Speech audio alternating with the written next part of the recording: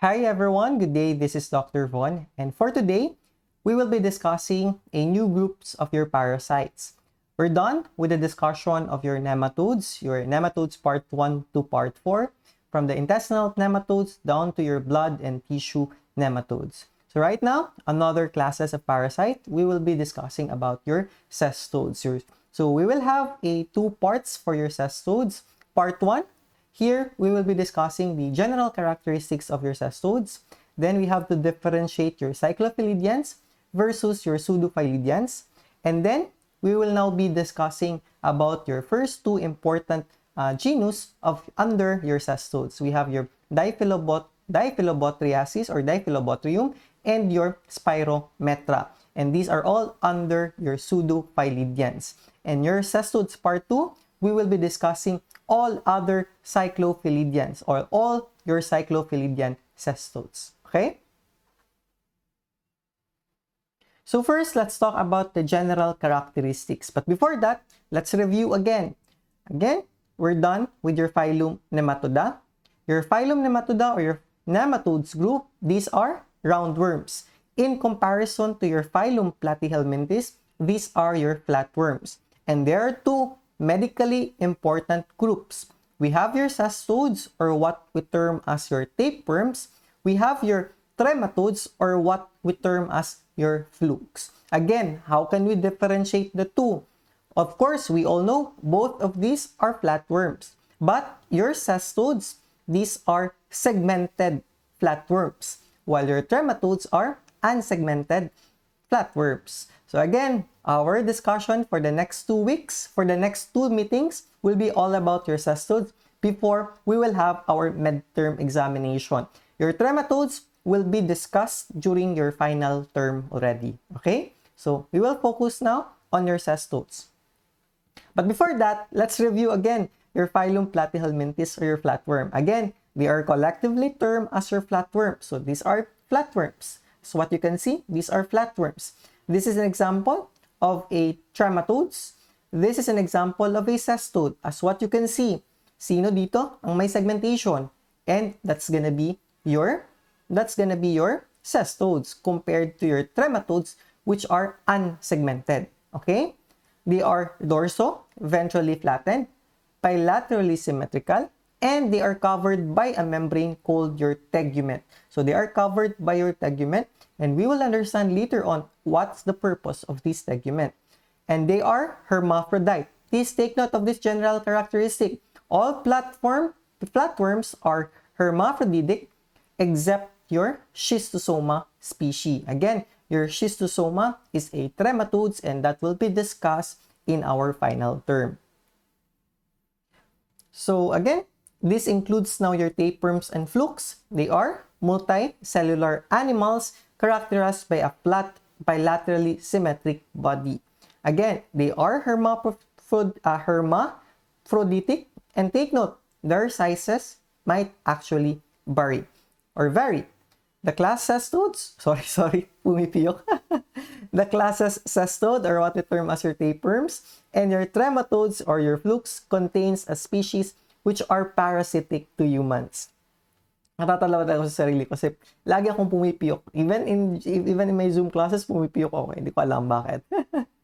Again, tapeworms, these are flat, segmented body, various length. There are hermaphroditic. And take note, they do not have any circulatory system and they do not have digestive tract. Again, we are already talking about the general characteristics of your cestodes. Again, no circulatory system, no digestive tract. They are hermaphroditic, with each proglottid developing both male and female reproductive organs. And they mature eggs developing in the most distal proglottids. Later on, we will try to identify the basic structures or anatomy of your cestodes and the different segments. We will try to identify what is this segment, whether that is an immature segment, mature segment, or your gravid segment. And later on, we will understand what is the significance of each of these segments. So again, as I said, you have a outward projection which is present in your tegument of your cestode. Again, they are similar to your microvilli or the gut mucosal cell. And take note, they can increase the surface area for nutrient absorption. Again, these are similar to your microvilli. So that's the question. How does your cestode contain or absorb your nutrients since it does not have any digestive system? That's my question. How can your cestode be able to absorb nutrients since it has not any digestive system based on its general characteristics? Now again, it is because of your microtrix that is present in your tegument, which will now cause the increased surface area for nutrient absorption. So again, no circulatory, no digestive, diagnosed by finding the eggs or proglottids in the feces. So this is now the diagnostic stage of your cestodes. So what is the normal habitat of the adult tapeworm? It's going to be your intestine of the definitive host. The intermediate host, again, that's why we term as intermediate host, because it harbors the larval stage of the parasite. While your definitive host, it harbors now the sexual stage of the parasite. So please remember that are just basic concepts. So this is a mnemonics for us to remember that your tapeworm or your cestodes, these are the different general characteristics. Again, Taenia species are examples. So we have different Taenia species that are medically important to human. We have adult worms are seen in the intestine. Proglottids, take note, proglottids contains your male and female parts. And eggs have a 6 hook embryos. It has a worldwide distribution.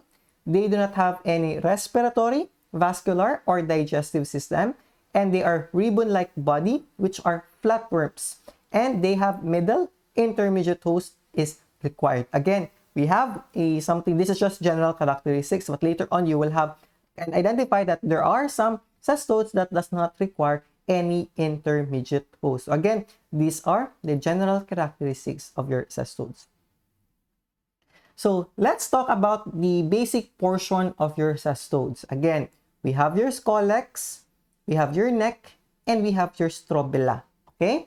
When I say SCOLEX, this portion here, this is referring now to the head of the parasite. Again, the head refers now to the SCOLEX refers now to the head of parasite. And then it follows by the neck portion, which is now the germinal portion of the parasite. So we will understand later on what we mean by germinal portion. And then follows by the different segments of the parasite. So when I am saying strobila, I am referring to the different segment or proglottids. We are referring each of these segment, we call that as your proglottid. Again, we have an immature proglottid, we have a mature proglottid, and a gravid proglottid. And later on, we will identify how can we say that it is immature, mature, and gravid based on the structural or morphological aspect of that particular segment. Again, we have your SCOLEX or the head, followed by the neck, and then followed by the different segments or what we term as your strobila. First segment after the neck portion will be the immature segment. The middle portion now is what we term as the mature segment. And the last portion is now the gravid segment or the gravid proglottid. Okay. First, let's talk about your SCOLEX. Again, your SCOLEX somehow similar to the head. So for example, this diagram, this is an example of your Taenia solium. This is the head of the Taenia solium. This is the head portion or the SCOLEX. So what's the purpose of this one? What's the purpose of the head? It contains now your suckers, your hooklets with the rostulum with your hooklets. Again, this is important for the attachment. So cestode now will adhere to the mucosa via your SCOLEX. Again, based on the structure here, these are knobby looking and has either suckers or a sucking groove. Suckers for your cyclophilidian, sucking groove for your pseudophilidian. So later on, we will differentiate the two. What are those cyclophilidians? What are those pseudophilidians? Right now, just remember, we have suckers for for your cyclophilidians, and sucking group for your pseudophilidian. That's the most important thing to remember right now. Again, let's identify. We have your rostulum. What is the purpose of this rostulum, Doc Von?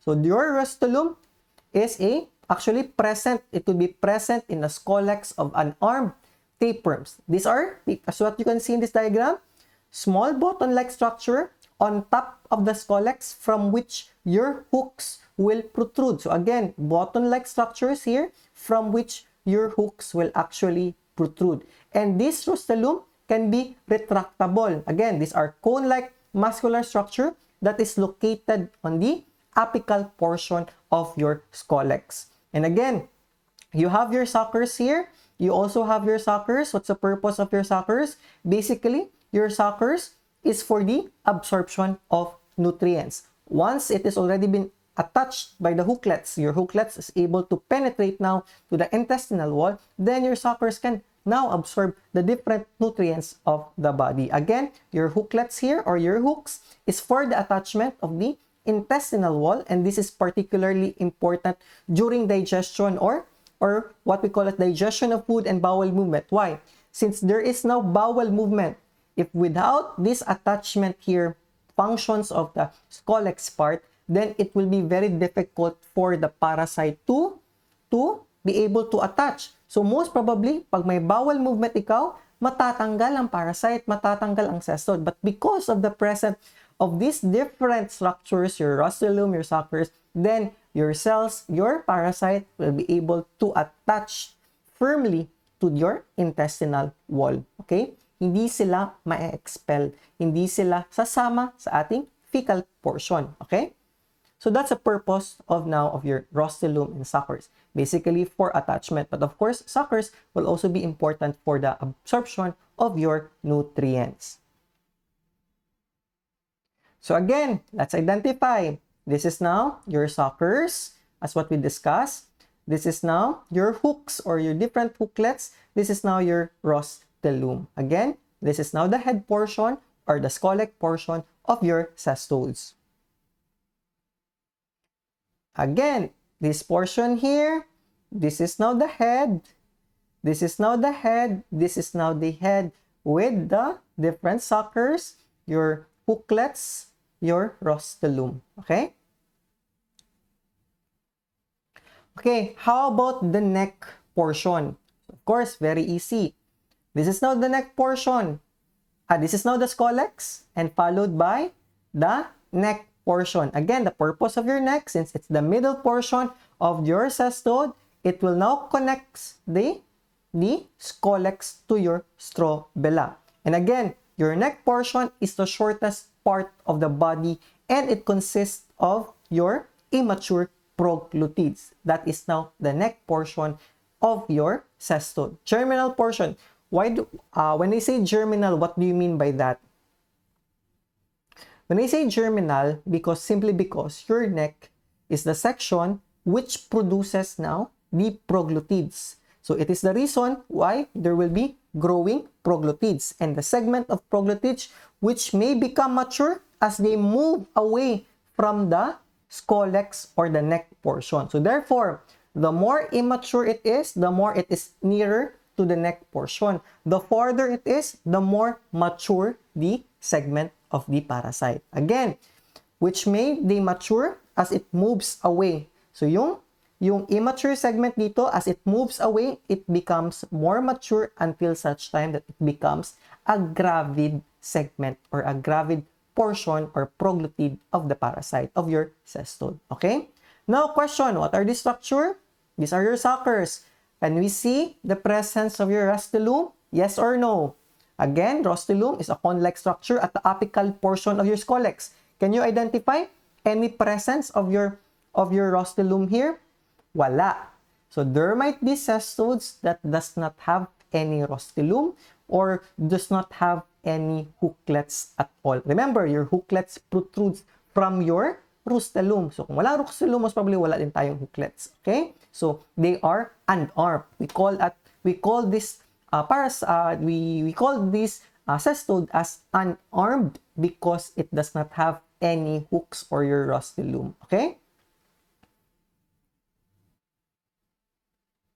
Okay, we're done with your SCOLEX. Your SCOLEX is simply for, you can have attachment. That's the basic function. The neck, we're done with the neck. That is for germinal portion. And lastly, we have now your strobila. When I say strobila, I am referring to the segments or the proglottids. And question, what are those different segments or proglottids? Again, we have your immature, mature, and gravid. Which of the following segments or proglottids is nearer to the neck? Is it mature, immature, or gravid? Please answer me. Guys, you try to answer to yourself so that you can assess yourself whether you understand my discussion. Even if this is just asynchronous and that I cannot hear your answer, you try to participate because that is one way for you to know that you really understand my discussion. Okay? So again, may I ask, what portion or segment that is nearest to your neck? Is it your gravid, mature, or mature? Very good. It's gonna be your immature, then followed by mature segment, and lastly, we have your gravid segment. Very good. The segment buds from behind the SCOLEX and are immature. As they are pushed back, they become mature and filled with eggs. Once the eggs are fertilized, they become now your gravid proglottids. Again, that is the simple parts of your strobila. So now, we're done with the basic portion. We will now try to differentiate the different structures or the different, we will now try to differentiate the different segments. Okay, tapos na tayo sa 3 basic portion. We already understand the head or the SCOLEX, the neck portion, and the strobila. Right now, we will try to differentiate in terms of its morphology and function the different segments of your strobila. We have your immature. When I say immature segment, how can I say that it is an immature segment? Reproductive organs are undifferentiated. So meaning to say, you cannot see any structures. You might be able to see structures, but you have difficulty in identifying those one. Most specifically, the reproductive organs. Again, the reproductive organs here are undifferentiated. Again, this is just one segment, another segment, and another segment. Again, you cannot differentiate any reproductive organ. So therefore, this is an immature proglottid or segment. Number 2, we have your mature. Reproductive organs are differentiated. So what are those important reproductive organs that we can identify here? The dot portion here, this dot portion here are your testes. So remember that this is now your testes. This portion here parang looks like a kidney shape. These are now your ovaries. Okay? So again, each of the segment contains ovaries and many testes here. Okay? Very easy. As long as you can differentiate now that this is a testis and this is the ovary, then most probably that is a mature segment. Okay? Very good. Next, how about your gravid proglottids or segments? Your gravid proglottids or segments, your uterus with lateral branches filled with eggs. Again, this is now your uterus here. This is the uterus, this line here. This is your uterus with lateral branches. I hope you can appreciate these branches here. Looks like a tree branch, right? These are now the lateral branches, and this portion here is filled with eggs. Again, it is already filled with eggs. Once it is already in a gravid portion, you will have difficulty identifying whether that is already a uterus or a ovaries. Why? Because once they become a gravid, your uterus, your ovaries and your testes starts to disintegrate. They start to disintegrate. So what's left now is your uterus with the different lateral branches. That is how we can differentiate that it is a gravid segment. Okay? This is now your gravid, and this is now your uterus with the lateral branches plus filled with eggs here. So very easy. Again, let's identify. This is the SCOLEX, followed by the neck, which is a germinal portion, followed by your strobila. Your strobila contains the different proglottids, which is your immature, mature, and your gravid proglottids. How can we differentiate the three? Immature, you cannot differentiate the different reproductive organs. When I say mature, you can differentiate whether that is a testis or ovary. And lastly, the gravid is, you can see now the presence of your uterus could have a lateral branches with a filled with eggs. Okay? Okay, let's just identify some important structures here. This is now your SCOLEX. Is this armed or unarmed? Of course, you can see the presence of hooks or hooklets. This is armed. So therefore, you can see the presence of your rostulum here. Can you see the presence of your, what are these structures? These are now your suckers. Then followed by your neck or the germinal portion. This is the immature proglottids, the mature proglottids, and your gravid proglottids. These are just the general structures of your cestodes. Okay? Very good. So let's also identify some other structures that you might encounter or see in your laboratory. Again, we are able to appreciate your testis and your uterus. You can also have your vas deferens, but somehow very difficult to appreciate. You have your genital pore. Again, this is your genital pore at the lateral side. You have your vagina, your ovary here, and your vitellaria, or what we term as your yolk gland. And also, we have here the better picture or diagram. Again, what is this structure? What is this structure? We already discussed this one. This is your ovary. This is now your uterus. This is your sperm duct. Again, this structure here, take note of this structure. You have your genital pore. This is now your vitellaria or your yolk sac. And then these small dots here, that are your testes. Okay? This is now the basic structures of your cestode. Again, let's identify. What is this structure here? This is your uterus. Very good. With the presence of lateral branches filled with, there are eggs here. And then what is this structure? Remember this one? Please remember this structure. This is now your genital pore. Again, I am asking you to remember your genital pore because that is one differentiating factor for us to differentiate whether that is a cyclophilidia or a pseudophilidia. Later on, we will also discuss that. Okay, identify. This is, identify what type of proglottid. Is this a mature, immature, or gravid proglottid? This portion here. Most probably this is a, can you appreciate the reproductive organs? I doubt. I cannot appreciate. So most probably, this is an immature segment. Very good. This one, oh yeah, very nice. You can see that there are testes, ovary, genital pore. So most probably that this is now the mature proglottid. Very good. How about this one? Oops, I can see a well-defined uterus with the lateral branches plus the presence of egg. And this portion here is your genital pore. So most probably, this is now your gravid segment or gravid proglottid. Very good. I hope you're participating so that you can really appreciate yourself, that you really understand my discussion. Okay? So again, these are just some of the structures. So you kindly go over this one. Ulit-ulit na lang natin to. So you can read on this or read na lang the different structures here. So we are able to identify that one already. So this one, so we have a short quiz. Okay, just try to identify. What is number 2? No, I want you to participate. What is number 2? It's your, very good, testes. How about number 3? What is that structure number 3? Number 3 is your uterus. Very good. Number 4. What is this number 4? That is now your genital pore. Very good. What is number 7? That is now your ovaries. Number 8, that's going to be your yolk glands. Very good. These are just basic structures, okay? What is important is you can identify those basic organ or structures. So let's proceed with the classification of your cestodes.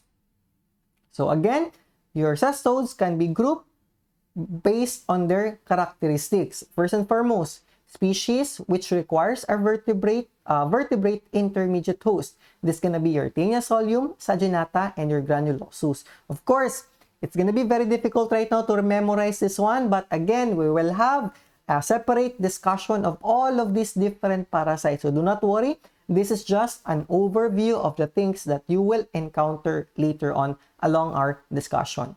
And these are now the different species which requires intermediate host. So kindly go over to these different parasites.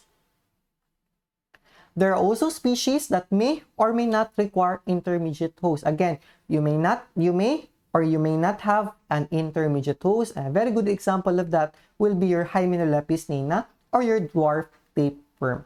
And also, we have different species which infects man in their larval stages. So please take note of this one. But again, we will be discussing more of your D. latum later on and also your Spirometra. These are now the different binomial names, and please take note of the common name. Since we will be discussing about your DIPHYLLOBOTHRIUM latum right now, please remember that this is also known as your broadfish tapeworm. So again, this is also your broadfish tapeworm. So again, as always been saying a while ago, we will try to differentiate your Pseudophilidia versus your Cyclophilidia. But we will just be discussing later on the two important species, your D. latum and your Spirometria. And these separate, these Cyclophilidians, all of your Cyclophilidians will be discussed on the next topic or the next synchronous class with your professor. So right now, focus na lang natin will be your D. latum and your Spirometra. Again, very good example of your Pseudophilidia is your D. latum and your Spirometra. The rest are Cyclophilidia. You don't need to memorize everything because all you have to do, as long as you know that your D. latum and your Spirometra is a Pseudophilidia, so therefore, the rest are your Cyclophilidians. Okay?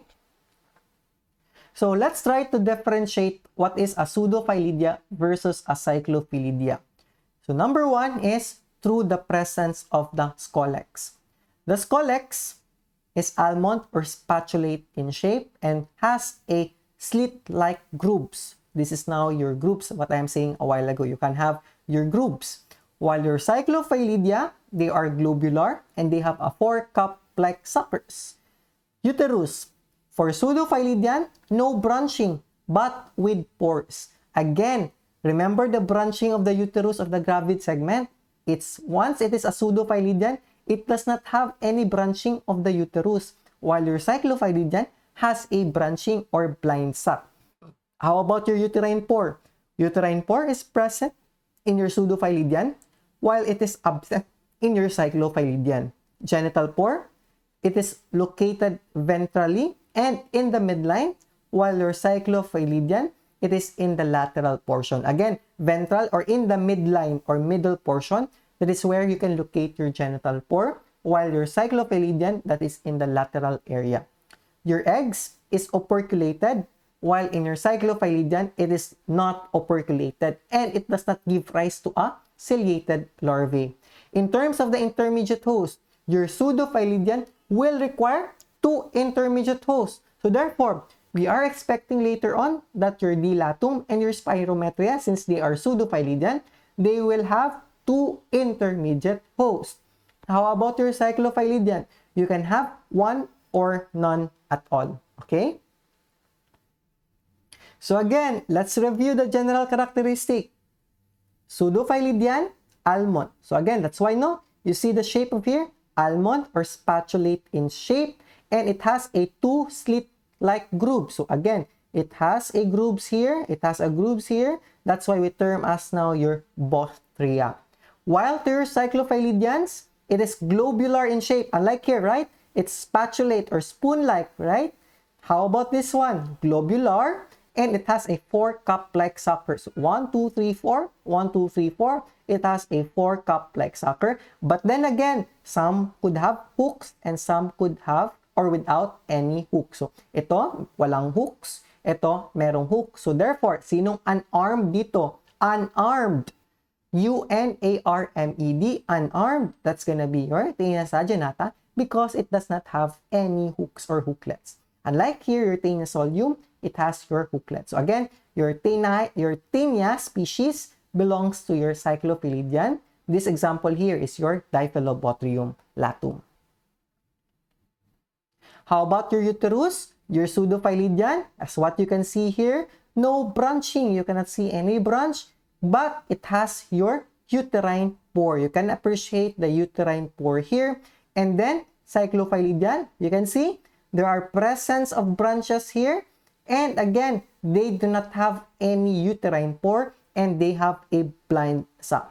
What is the structure here? Is this now the uterine pore? Yes or no? No, that is not the uterine pore. This is now the genital pore. This is the genital pore. This is the genital pore. So, Doc Von, where is the uterine pore? I guess you cannot really appreciate it here, but there's something here near to the uterus part. Okay, something here. Cannot appreciate it well here in the picture, but something here. Okay, again, this is the genital pore. This is the genital pore. Uterine pore, present. Uterine pore in the cyclophilidian, absent. Genital pore, ventral or in the midline. Again, this is now the genital pore, as I said. Genital pore is in the midline. Cyclophilidian, the genital pore is in the lateral portion. Very easy to remember. Lateral, cyclophilidian, pseudophilidian, midline, and it also have your uterine pore.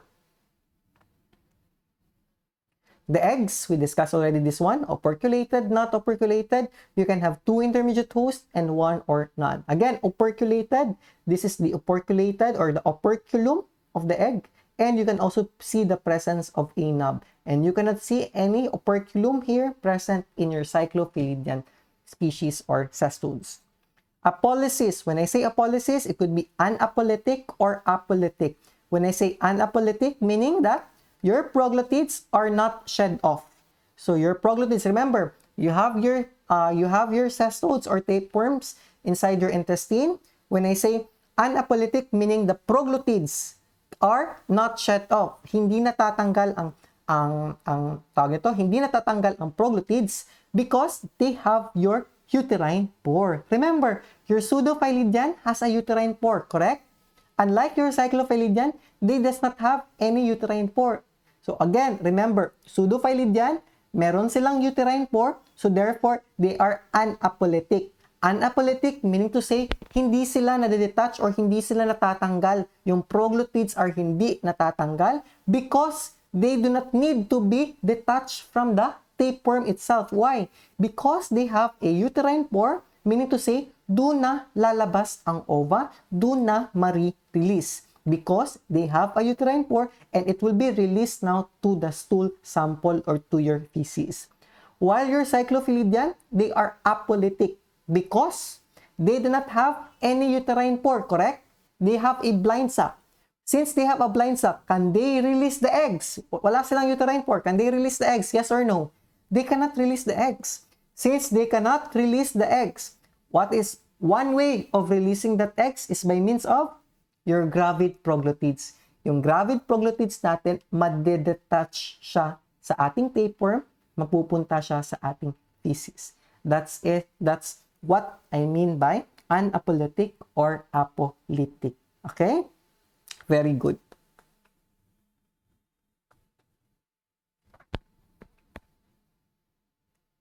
Now, we will be discussing about your DIPHYLLOBOTHRIUM LATUM. Again, there are 2 important genus under your pseudophilidian. That's going to be your DIPHYLLOBOTHRIUM LATUM and we have your SPIROMETRA. So first, we will be discussing only the pseudophilidians. Your cyclophilidians will be discussed in the next part. So that's going to be during synchronous classes with your assigned lecturers. Okay?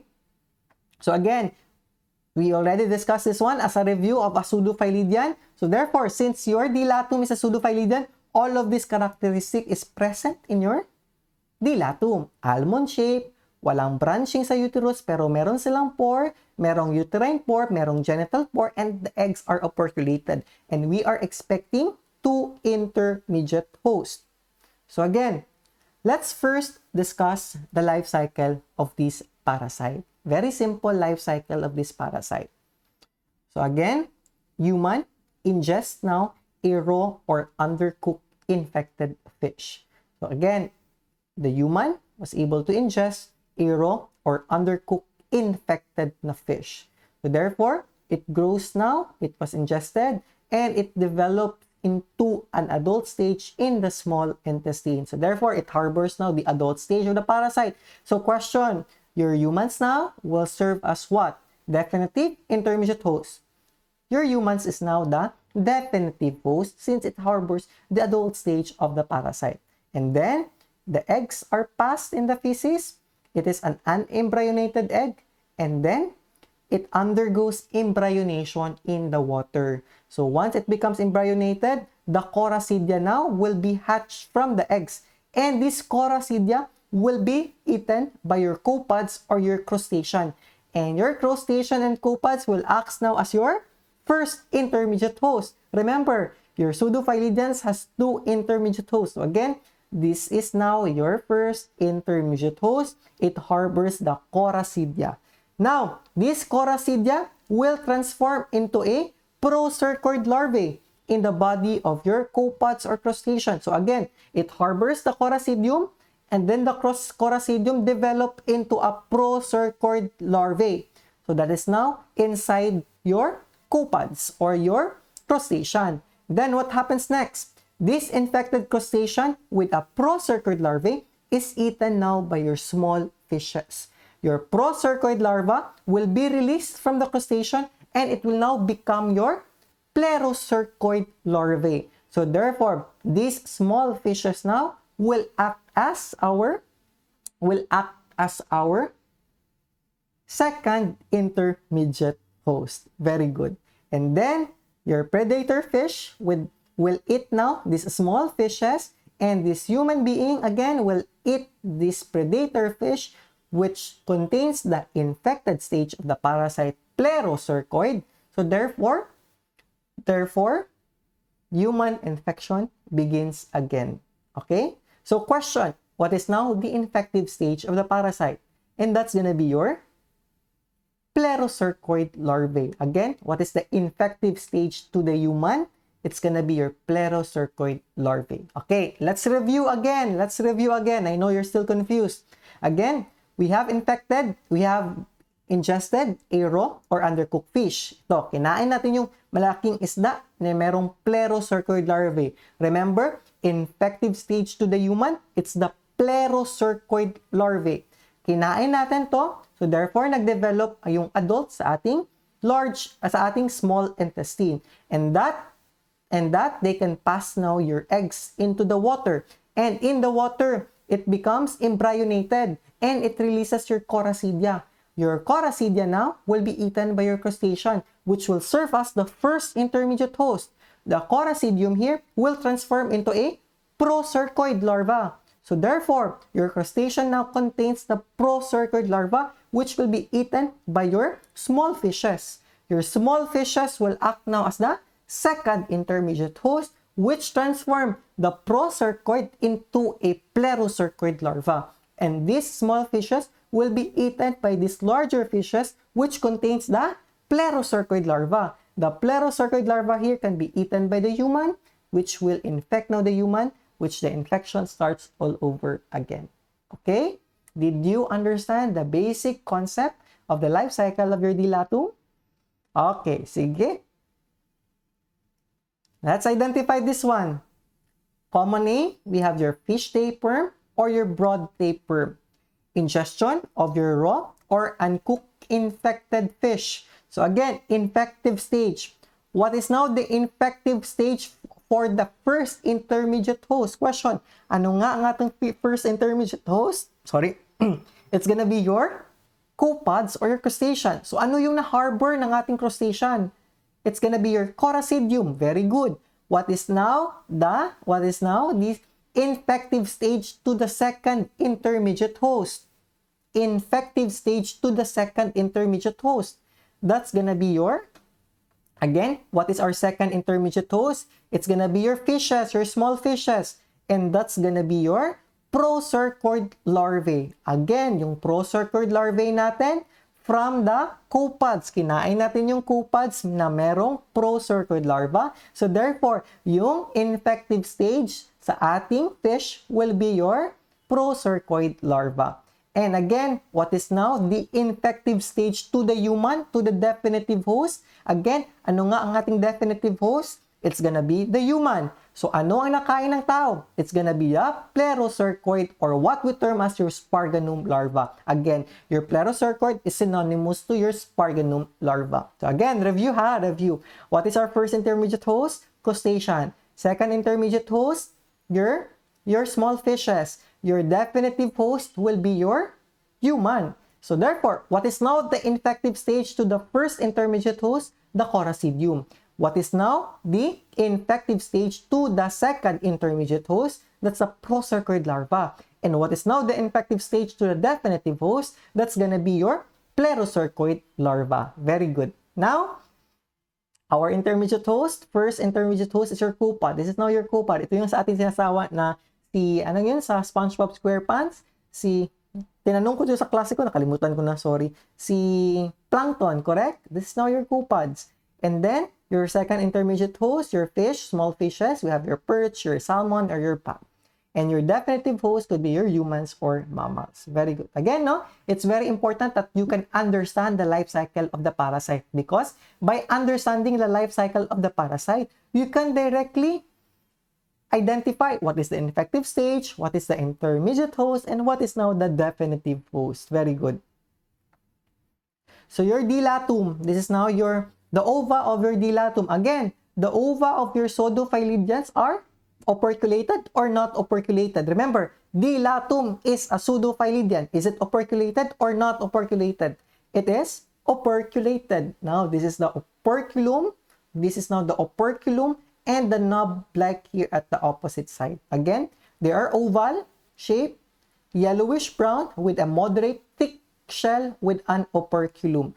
Opposite is a knob-like thickening. Again, ito yung operculum, ito yung knob-like thickening. They contains abundant granules and unsegmented ovum and inconspicuous na operculum at one end and a small knob at the other end. So, di ba? Ulit-ulit lang yung description ko dito. Why is it that they are bile stain? Anong ibig sabihin ng bile stain? Bile staining actually will depend on the lipid content ng eggs. If they have lipid content, that's why it becomes a bile stain. So, again, question, what are those eggs what are eggs that are bile stained? Sige daw, Be, can you enumerate those eggs? Just remember the mnemonic stat. We have your Trichuris trichura, your Ascaris lumbricoides, your Taenia species. They are bile stained eggs. Okay? Very good. So again, let's appreciate the different larvae that we have identified. The first stage larva is your corasidium. The second stage larva is your procercoid larva. The third stage larva is your plerocercoid larva. Yung first stage larva, ito, they are ciliated and the presence of your oncospheres that develops from the egg. Yung procercoid naman natin, they are spindle in shape, solid body with they have a cephalic invagination. They are found inside your first intermediate host, your cyclops. And then your third stage larva, the head is invaginated in the neck, and they are found now in your fresh water and is found in your second intermediate host. So these are the different stages of larva. So again, ito yon. We have your corasidium, your procercoid, your plerocercoid here. Again, as what you can see here, no, as hatching becomes very eminent, the viscous cushion here or your operculum begins to swell to something like 3 times its original volume. And then it will now create a pressure. Create pressure. That's why the operculum flips. Parang na-open yung eggs or operculum. Now, it becomes now your first stage larva, which is now your corasidium. And it becomes further developed into the different intermediate hosts. Very good. So again, let's now appreciate the different structures of this parasite. We have your SCOLEX. Your SCOLEX first here, spatulate or spoon shape. Again, meron silang bothrya or your two long slit sucking grooves. And again, as what you can see, they do not have any rostylum, they do not have any hooks. And the neck portion here is very thin and unsegmented and is much longer than the head. Of course, kailangan natin ma-appreciate, no? Kaya hindi natin nakikita dito yung neck portion na continuation. But again, mas mahaba yung neck portion compared to the, what you call this one, compared to the SCOLEX portion of the parasite. Again, your dilatum has a longer width than length and contains one set of reproductive organs. And your testes are located dorso-laterally in area. Okay? How about the gravid proglottid? Yung gravid proglottid natin, they disintegrate only when the segment has completed its reproductive function. Again, nagdi-disintegrate yung ating mga reproductive organs. So, mas ma-appreciate na lang natin yung ating uterus. And uterus is described as rosette in form. Parang flower in form yung uterus natin. Okay? So, again, you will know the importance of identifying the types, the shape or the morphology of the uterus when we compare the spirometria later on. Okay?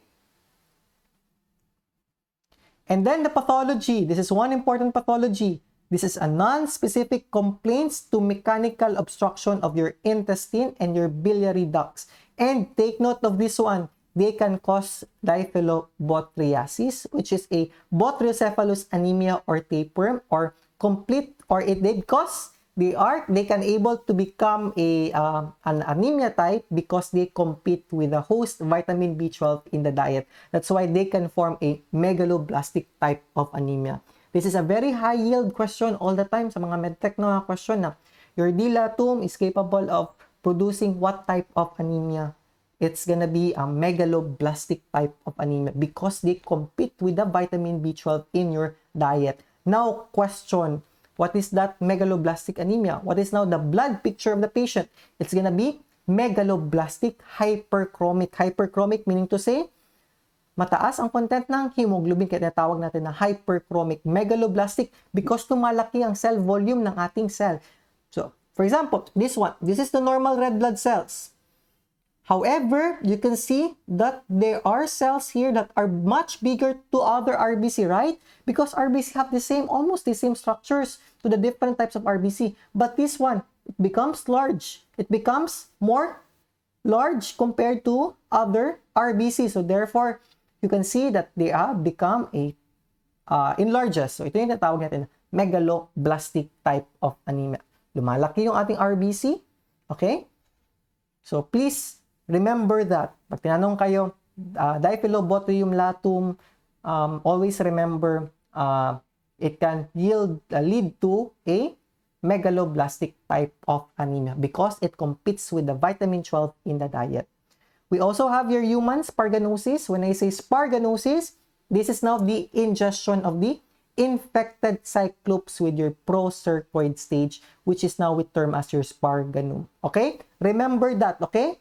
Ingestion of the infected cyclops with a procercoid na stage, and then since na-harbor mo yung procercoid stage, it becomes now your plerocercoid, and that plerocercoid is what we term as your other names ang plerocercoid natin, your sparganum. Kaya tinatawag natin ang sakit na sparganosis. So again, do not be confused ha. Ingestion of procercoid. Bakit procercoid? Diba?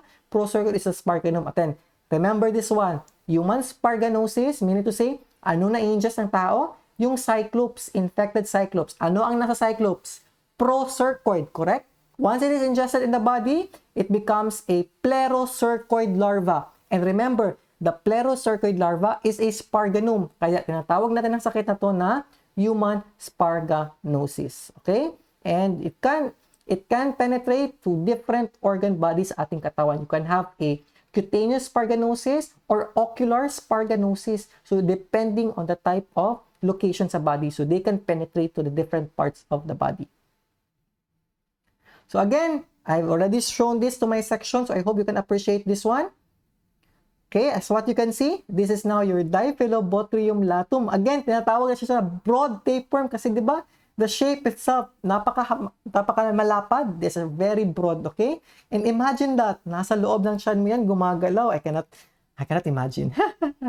No? Paano kaya? Ano kaya nafe-feel ng pasyente? No? It's very discomfort, parang discomfort, a lot of discomfort to our patient. And again, you have your tegument here. Di ba? May surface area tayo, increases the surface area, which will now absorb the nutrients. And ano ngayon, kinukumpit niya, kaya nagkakaroon tayo ng megaloblastic anemia. That's gonna be your vitamin B12. So, diagnostic stage, you can have eggs, fecalysis ng eggs, or you can do surgical removal. If meron kayong sparganosis, you can remove the larvae, surgical removal to the damage involved area. So, you need to remove that, okay? So, what will be our treatment? Again, drug of choice will be your niclosamide or your praziquantel. So either of the two, but most of the time it's going to be your praziquantel. That's why when you're asked what will be the drug of choice for your cestode, the best answer most of the time, not all most of the time will be your praziquantel. Usually praziquantel talaga yung ating drug of choice, okay? You have your sparganosis, again, removal through your surgery. If meron kang ocular sparganosis, what I've seen to you a while ago ito, yung ocular sparganosis, anong ginagawa lang natin? Injected with 40% ethyl alcohol with your procaine. And then, of course, very important, we know that this can be transmitted through fish, kaya there must be thorough cooking sa ating mga pagkain, or especially sa isda, or freezing of fish at 14 degrees Fahrenheit for 24 to 48 hours, and you do boiling and filtering, okay? Okay, that's it for our dilatum. Now, we will discuss your spirometria. Again, this is just a very short topic. You can actually see this present in your, na-discuss ito ni Belisario, yung spirometra and your dilatum. And again, for those topics, diba, yung dracunculus pala is hindi natin nakikita or we cannot read that in your Belisario, please go to the CDC website.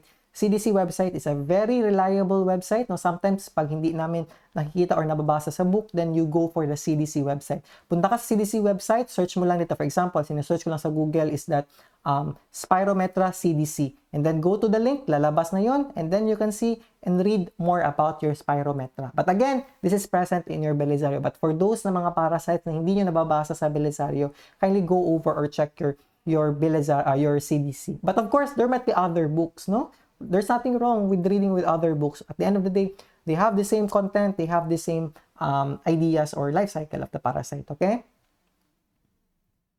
So again, your Spirometra, Cestode in the genus, this includes now your S. mansoni, your Ranarum, your Mansonoides, and your Erinaceae, as well as the aberrant Sparganum proliferum, okay? So let's talk about the life cycle of this parasite first. So life cycle of this parasite. So what you can see, no? Hindi masyado tayong part ng cycle natin. So, patingnan natin. Anong nangyayari dito?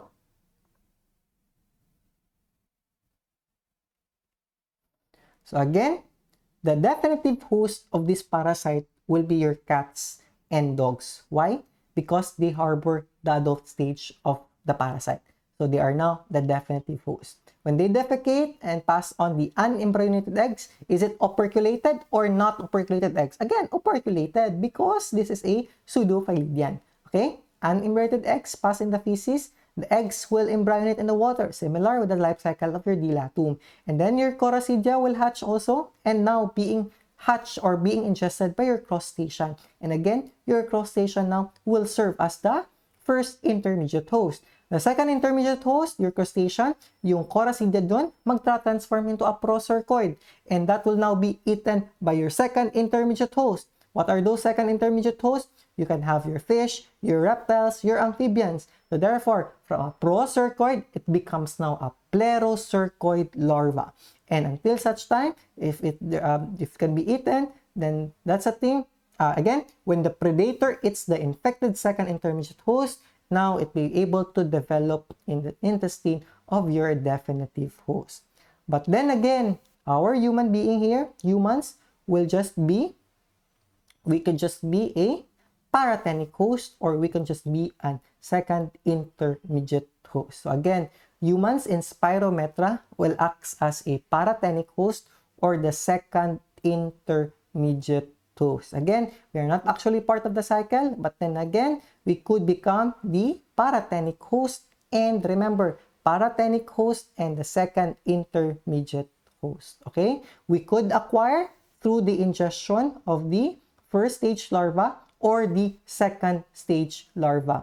And that's why we can acquire now your sparganosis. Similar what we discussed, diba? Meron tayong dilatum sparganosis. Meron din tayong sparganosis sa ating spirometria. Again, how can we become infected? When we able to ingest now the first stage larva or the second stage larva or the third stage larva, your procercoid or your plerocercoid towards the body. Kaya may arrow dito because it will signify that we might be able to ingest this one. We might be able to drink water with the contamination of your copad. So therefore, we can ingest na your procercoid larva, or we could eat this second intermediate host that contains now your procercoid larva. So therefore, we become now so therefore, we can now have the human sparganosis. So again, human sparganosis.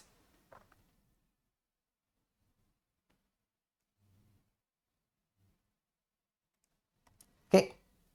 So, what is now the pathology? Ito pa rin, same pa rin. We have your spargana. They may locate anywhere, including your subcutaneous tissue, breast, orbit, or different organs of the body. Again, similar with your dilatum. Diba? Remember, we have your sparganosis. Similar, we have your spargana here in your spirometria. And then they can migrate to the different tissue bodies. However, once it is able to penetrate into your neurological symptoms, it's going to be very painful and it has a different signs and symptoms. You can have a weakness, headache, pwede kang magkaka-seizure ka, or abnormal skin sensation. Okay?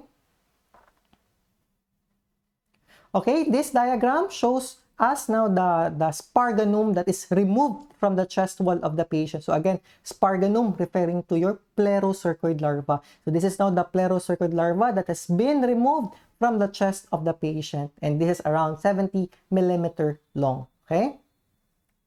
So in terms of the eggs, how can we differentiate the eggs of a spirometria versus your dilatum? Because they have similar in structure or morphology, diba? This looks like a spirometra eggs, but again, it is through the sizes. Operculated and immature, similar to those of your dilatum, although they are much smaller.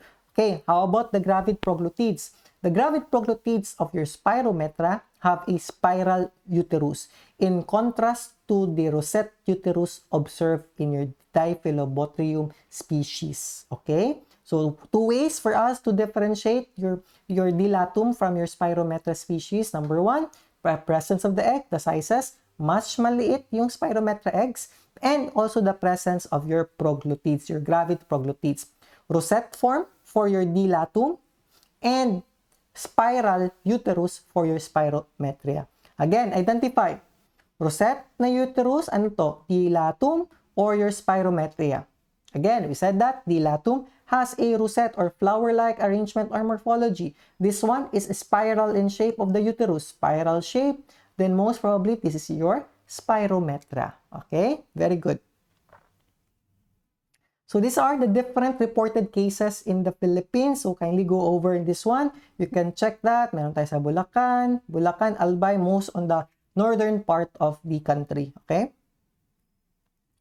So possible transmission, again, drinking water with cyclopes containing your procercoid. But then again, it is not just by drinking your cyclopes. You can have by means of eating the second intermediate host. Diagnosis, you can do finding of the white larvae in the lesion. So if you have skin lesions, then you can check if there's the presence of larvae. Of course, you can do your CT scan or a specific your multi-dot ELISA, which is positive to your spirometra antigen. So this is more specific compared to other tests. So prevention natin, since alam natin yung life cycle, by just filtering your boiled water, cooking of the intermediate host thoroughly. If kakain tayo ng frogs, ba some of us will eat frogs.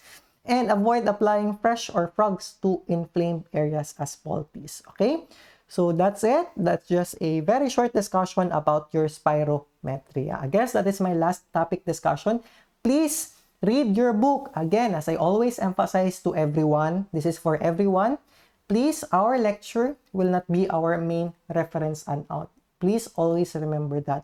It will always be your book, your Belisario, your Henry's. That will always be your main reference lecture notes, okay? Not our lecture topic, not my discussion, but your books. That's why I always emphasize to my class, to my students, please read your book. After reading, after listening to my discussion, go over again with my notes, basahin uli para mas maintindihan, and then read the book. When you read the book, it's gonna be very easy kasi nga naiintindihan nyo na yung lecture natin and you can learn more while reading your book. Again, there's nothing wrong and you will never go wrong when reading your books. Lumabas man sa quiz or hindi lumabas sa quiz, ikaw ang nag-gain ng knowledge, hindi ako. Okay? So that is for your own good. So again, as I always emphasize, read your book all the time. Okay? So again, if you have any questions or clarifications, please do not hesitate to PM me anytime. Thank you everyone and have a great day. Happy Aral!